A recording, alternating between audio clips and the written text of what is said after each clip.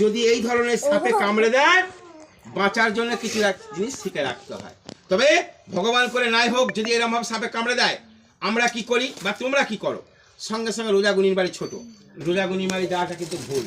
কেন? সেই সত্য যুগ এখন আর নেই, এখন কলিযুগ। যাবে কোথায়? হসপিটালে। আর যদি রুগী নিয়ে রোজাগুনির বাড়ি যাও তাহলে ঝাড়ফুঁক করতে করতে শেষ করে দেবে। আর হসপিটালে গেলে 3টে ইঞ্জেকশন আছে, 1 নম্বর 2 নম্বর 3 নম্বর। সাপের নাম বলতে পারো আর নাই পারো, রুগী ভালো হয়ে যাবে, হাসতে হাসতে বাড়ি চলে আসবে।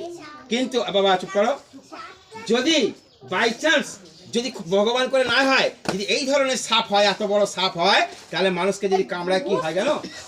টাইম বেশিক্ষণ দেয় না, 20 থেকে 25 মিনিট, 25 থেকে 30 মিনিট, 35 মিনিট পেরোতে দেয় না, লাঞ্চটা ফাটিয়ে দেয়, মারা যাবে। তাহলে এখান থেকে আরামবাগ বা বর্ধমান নিয়ে গেলে সেই ব্যক্তিকে কিভাবে হসপিটাল নিয়ে যাওয়া যাবে? নিয়ে যাওয়া যাবে না, টাইম পাওয়া যাবে না। তো সেই টাইমের জন্য আমরা একটা গাছ ব্যবহার করি, যেটা আমার গুরুমা, আমার গুরুবাপ, আমার বাপ শিক্ষা দিয়ে গেছে। সেই গাছটা, সেই গাছের শেকড় চিবিয়ে বেটে কেটে ওই জায়গায় লাগিয়ে দেওয়া হয়, মানে শরীরের যেই জায়গাটা কামড়ায় সেই জায়গাটা লাগিয়ে দেওয়া হয়। লাগিয়ে দিলে কি হবে? আমি বেঁচে যাব না, কিছুক্ষণ টাইম দেয়। কতক্ষণ? 6 থেকে 7 ঘন্টা টাইম দেয়। যেমন ফ্রিজে জল রাখলে বরফ হয়ে যায় জমে, সেরকম বিষটা জমে যাবে, আর শরীরের মধ্যে চালাতে যায় না।